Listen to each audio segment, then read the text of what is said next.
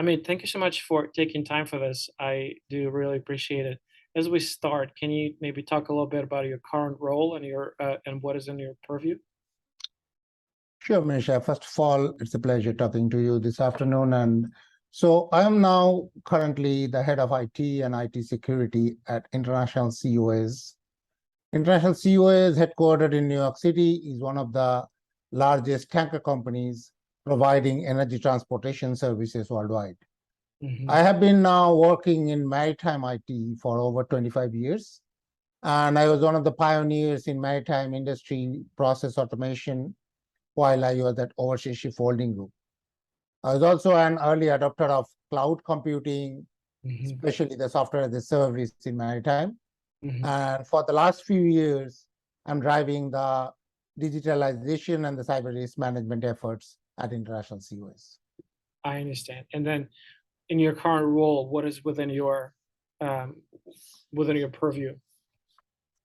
So in the current role, I am overall responsible for designing and implementing the IT and IT security roadmap for International Seaways. Mhm.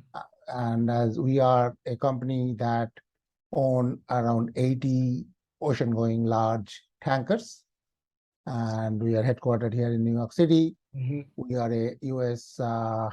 Public company listed on the New York Stock Exchange, so we come under the purview of Sarbanes-Oxley.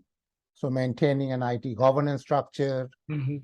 making sure all the process compliances are met, and then also following the various security frameworks that's coming our way, and making sure that we are keeping our company's critical IT assets and the data secure and going towards the path of cyber resiliency. Mhm.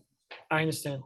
I understand. I'm talking to a number of members, and all of them have usually different paths how they got into cybersecurity. Some of them have military background, others switched from other venues. There was no kind of one true path. But for you, how did you get into this space?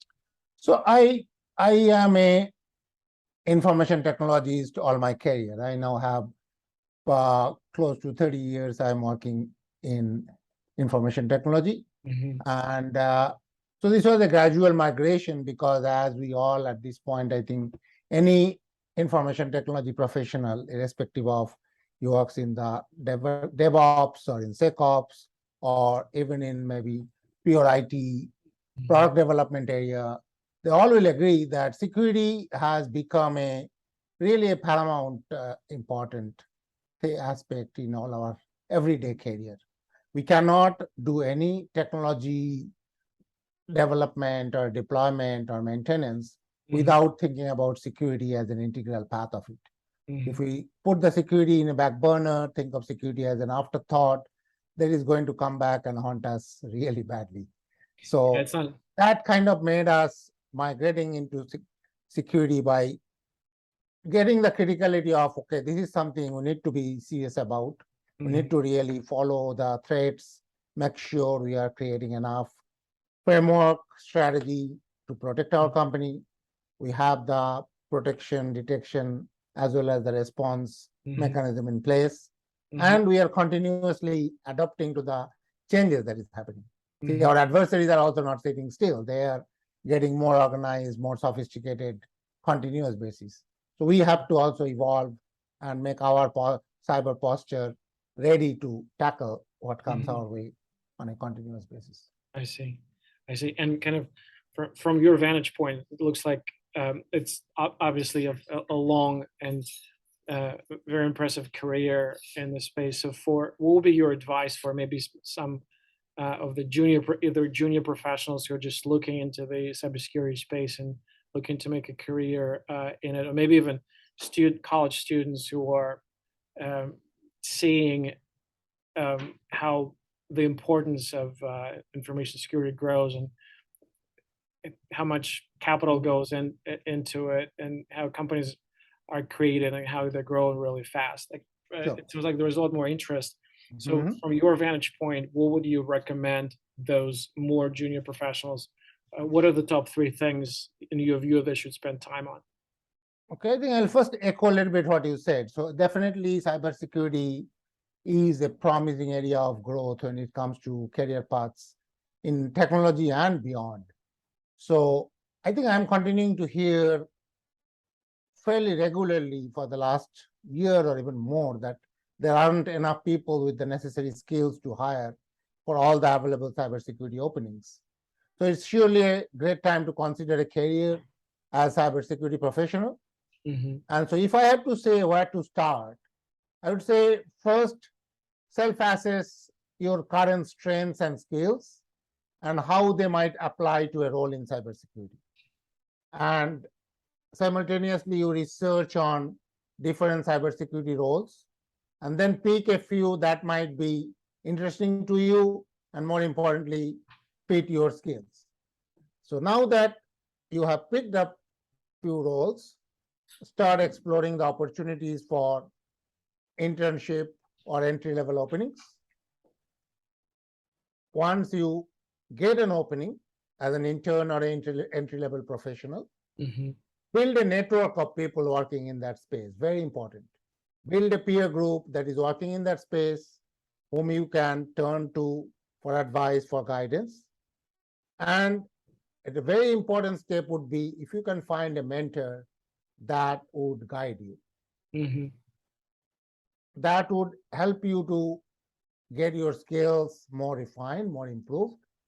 And so those would be the first advices I would give to start the career. But as you continue to work as a cybersecurity professional, please make sure that you are a constant learner so that you improve your skills incrementally and keep your knowledge current. The cyber threats and the related protection, detection, and response tools are continuously evolving. So you all need to keep continuously learning. And then lastly, I would say there are various security certifications that are there from reputed organizations. They all help to validate our knowledge. So please try to acquire a few appropriate ones that you feel appropriate to your skills and the job responsibilities, because that gives you the market accreditation of your knowledge and skills. Certainly makes a lot of sense. I think this approach, networking, finding a mentor, I think it makes absolute sense, especially for someone who's just kind of starting into this role. There are so many things one can spend time on, but finding someone to guide through this process and advise this decision making, I think it certainly makes a lot of sense. Now, switching gears a little bit, I know there was a lot of just watching the news. There are so many different themes that are top of mind for everyone. State-sponsored attacks, ransomware, phishing attacks. So a lot of various issues that are top of mind for CISOs. Imagine you have a crystal ball and it can see into the future.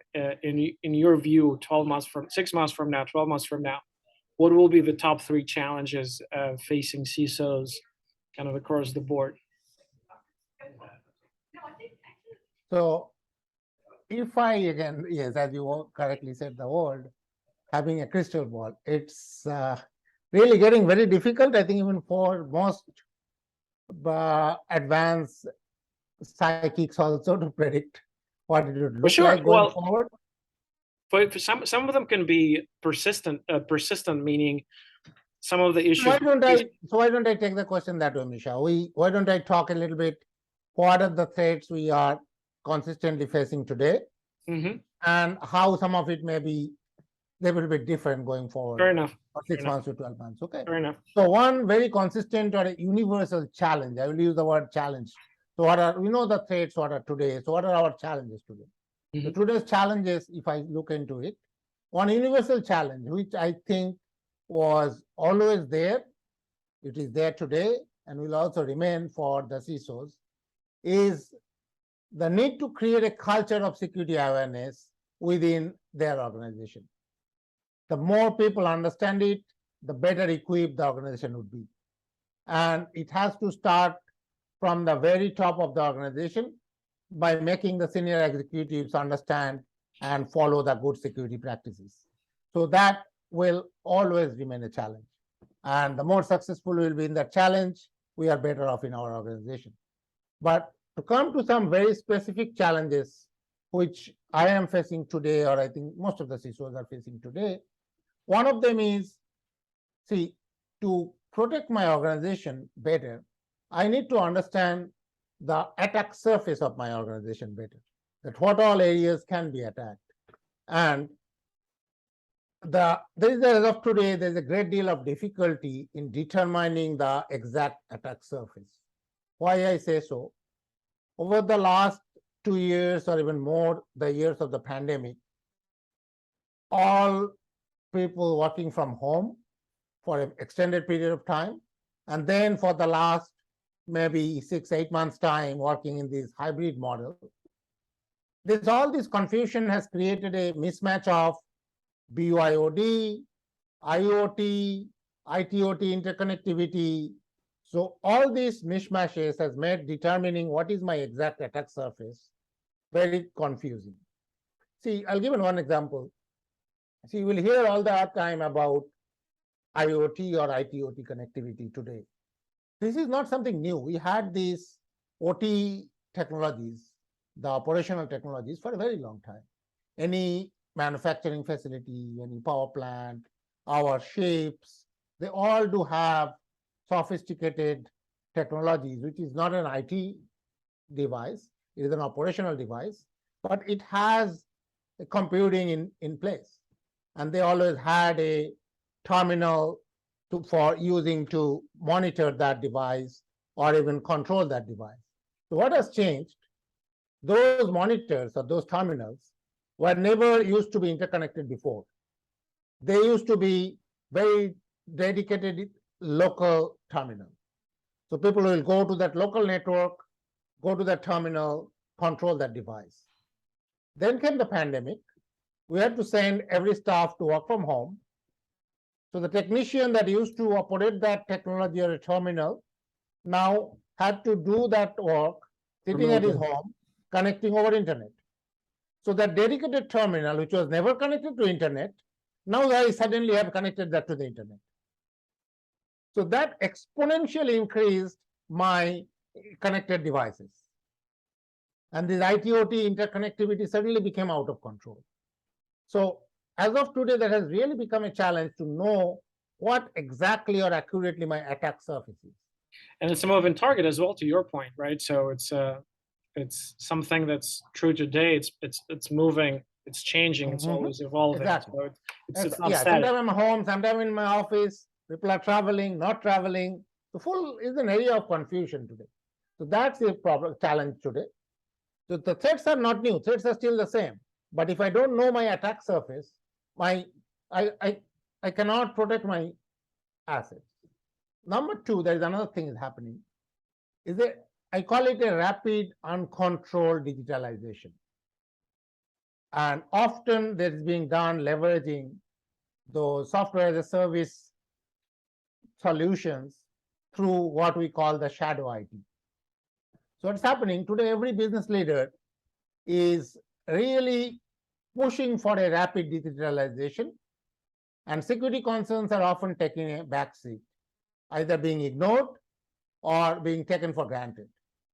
See, to beat the market pressures and to improve the efficiency, the business leaders are anxious to collect, analyze, and exchange data in real time within their own business, as well as external stakeholders. Between them, they are sharing data, and by crossing the traditional barriers of the secure IT networks. So what's happening is the companies are hurriedly embracing newer technologies, which are not time-tested. Business leaders are even bypassing traditional IT structures and relying on the software as a service solutions for achieving their digitalization needs quickly. So instead of having a thorough due diligence of a software service provider, today we need a credit card to purchase a new software solution. So by just providing a credit card, the businesses start storing their business critical data in some cloud providers. solution. So that's what I mean by, again, a rapid, uncontrolled digitalization. So that's making the companies definitely a lot more vulnerable, and that's a challenge. And then the third one I would also say, which I think a lot of people are talking about, there is an alert fatigue has started. There are far too many tools and security solutions we are deploying. A lot of them are overlapping, and they are sending, like, depending on the industry and the size of the organization, maybe tens of thousands, or some larger organizations, hundreds of thousands of alerts and warnings on a daily basis. Each of these alerts can pose a new threat, but their sheer volume, you cannot just attend to every one of them with the same seriousness. So what's happening is the lower criticality ones are getting often ignored or getting kind of in the back burner. And even those can be signaling something dangerous, or can cause, in a longer term, can create bigger problems. So that has to be, a solution has to be chosen for that. We may need a technology-backed analysis or correlation solution to get out of this alert fatigue, what is happening between security professionals and users for alike. And it sounds like it's not just prioritization problem, because you're already saying that the high They are value. They are prioritized, but the sheer volume of, again, if there's an alert comes out, whatever is their priority is, I need to attend to it. I cannot completely ignore it, because then it's, you don't know, because maybe hundreds of small, very low priority alerts, if I can correlate them, maybe it is showing me a pattern which I'm ignoring altogether. Yeah, maybe it's clustering, maybe it's finding the root cause. Maybe there was one cause that causing 10,000 alerts to go off, but the root cause is one. So it's it'll be interesting. Exactly. So these are, I call today, are my, or even a lot of CISOs I'm talking to, that we are talking them about our challenges. Even the threats are current threats. I'm not telling any new threats there. But you're coming back to your question that you posed to me. So threat-wise, if I look into a little bit forward, based on what we did, some of the threats are caused by what we did maybe in the last 2 years. So one of the threats I am very scared of coming and haunting all of us in the next 6 to 12 months is the cloud misconfigurations. See, what has happened is, during the time of the pandemic, there was a super rapid cloud migration by a large number of organizations. The businesses migrated to cloud as a savior to their operations, because cloud offered them access to their systems from anywhere over the internet. See, there are some where I read, they say within the first few months of the pandemic, there was cloud migration that was earlier expected to happen over the next 10 years. That happened within the first few months of the pandemic. So unfortunately, whenever an organization starts using a new technology too quickly without fully understanding the many intricacies, often it is not done right. And in the cloud world, yes, it sounds very simple from the kind of outside, but there are a lot of configuration work that those cloud providers pass it on to the customers. They provide certain things, certain offerings, but they expect the customers to how to configure their systems, who should have access, what kind of groups, what kind of roles. So if these things are not done correctly, understanding it appropriately, misconfiguration can often occur. And misconfigurations are most significant risks to cloud environments. They say 70% or more security challenges in the cloud arise from misconfigurations. So whatever we have done in these last 2.5 years, they will start coming out. And when you say misconfigurations, do you mean like identity and access, making sure that the right people have access to the right data, or just what's hashed, what's stored in plain text? Both of them, all of them, Misha. One is obviously who has access to it, the security groups, the access control lists, what happens when somebody leaves the organization, am I removing the accesses correctly? Then the storages, those bulk storages. I'll give you an example like Amazon S3 buckets or Azure storages. a lot of times we put in a lot of things there so that everybody can share, then we forget about them. And if I do not protect them properly or I do not dispose them securely, they can pose serious threats to my company on a later date. Okay. So all these has to be thought of, and I expect that this can become a problem in the next 6 to 12 months because we have done in such a rapid way in the past 2 years. Makes sense. Makes sense. Okay. Then one more area which has happened, again, it was happening before pandemic itself, and it is even growing very rapidly today, that businesses are more and more becoming dependent on their partners and vendors for critical processes to improve efficiency, to reduce complexity or staff, or simple expense optimization. We rely more and more on partners.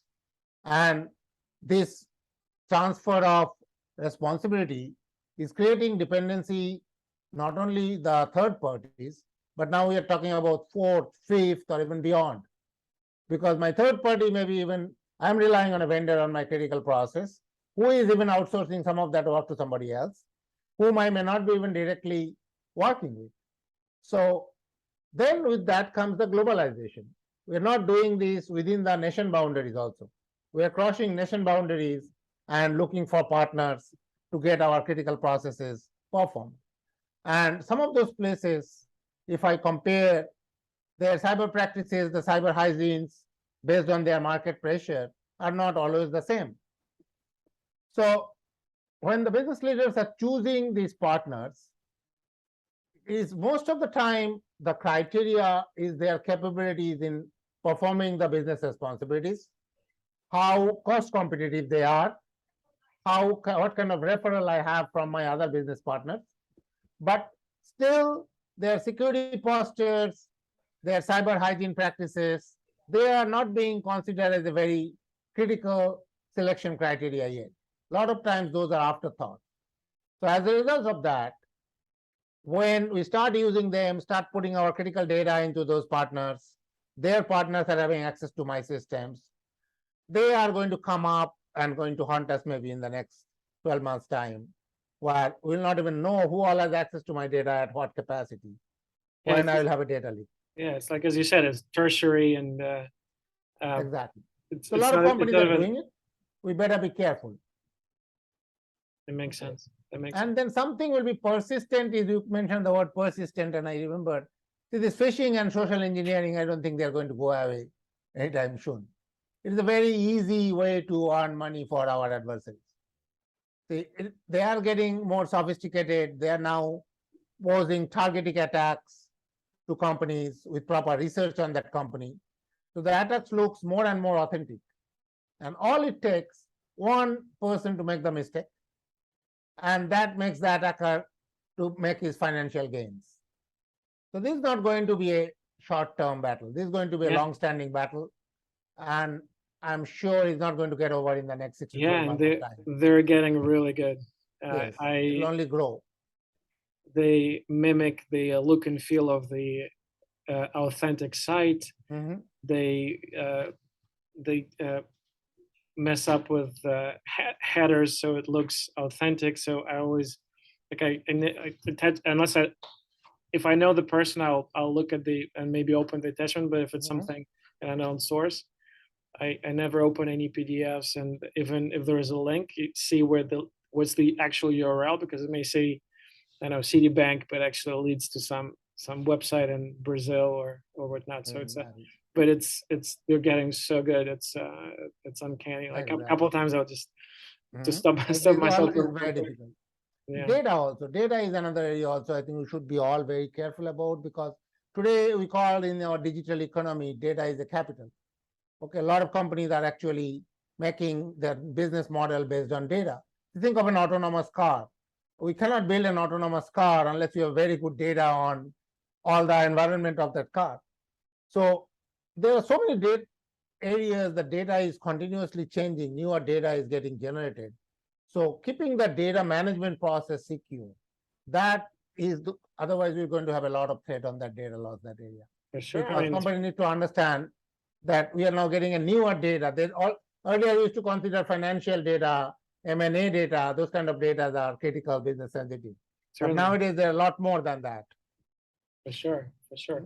Well, I mean, thank you. That's switching gears a little bit. You mentioned you were kind of based in New York. I'm sure there are so many different opportunities to connect with peers, other conferences and event roundtables and various associations or whatnot. As kind of we now done with COVID and I just came back from I went to RSA a couple months ago in San Francisco and just came back from Black Hat in Las Vegas. I'm sure you're probably in New York attending various dinners and lunches and conferences. And we're starting at Affinia, we're starting kind of to ponder some of the ways for members to connect face to face. And specifically, we're looking for 3 formats. It's going to be either a lunch or potentially maybe after hours, we'll call it happy hour, but it's just kind of a way for a handful of members to connect, no vendors. And finally, maybe a dinner for 12 to 15 members. So from kind of your experience and your interests, what do you think would make the most sense for someone like you? All of that, Misha. First of all, I would say it is absolutely critical that we network among the security professionals. We kind of join together, share our ideas, we train the new workforce, and we try to create a cyber resilient ecosystem together. We cannot fight this of our own. Our adversaries are getting way more organized and sophisticated by the day. So it is not we'll not be able to possible to combat them individually. So to remain a viable opponent, we need to work together. So to that, the community of network professionals is the important thing, having that togetherness feeling, and that's what you are trying to do with Affinia, which is definitely we all should work together.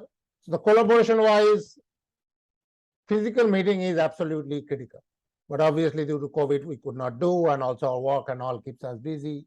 But meeting occasionally over late afternoon to the evening through a viable topic. The agenda is, I think, the most important than what we do, rather than digressing into multiple things, fixing up, okay, today we are going to talk about this. You bring in a few professionals who have worked on that, and then we all can share our ideas and see, okay, how can we make each other better? It can be also from a vendor organization, because there are products there which you all would like to know more, how it is going on. So that's one thing we can do. We can use social media also wherever possible, wikis, blogs, QAs, so that sometimes if you're a group of people, all professionals, we have some questions, we are trying to solve one of our challenges, we are trying to evaluate a tool, we can get our community's opinion on that. Maybe somebody is willing to get into a call with me, or I am willing to get into a call with somebody and share my ideas. Okay. That definitely, we can create a small forum there. You mentioned about newer professionals. If you want to create a forum for like that, where junior professionals can ask questions, like me, for an example, I'm willing to, at this point in my career, absolutely willing to mentor junior professionals. Okay. That is the only way they can learn. Okay. If there are internship opportunities for junior professionals, okay, we all can use some help at times for specific projects where both sides mutually beneficial. So training, mentoring, even internship opportunities, all these you can start thinking how you can do about it. Okay, that will only make the community stronger. Absolutely, absolutely. Well, we actually, coincidentally, we're planning some of those initiatives in New York, and we would love to kind of reach out once we have something on the penciled in on the calendar. We'd love to reach out and maybe get your advice on some of the topics that you think would resonate the most with the community, and would love to get your feedback on that. Okay. Well, I mean, I know we're coming up on time. Again, thank you so much for doing this. I really appreciate it, and I hope we'll get to do it again. It was nice talking to Misha. This is always very relevant things to talk about. So it was very enjoyable. Thank you very much.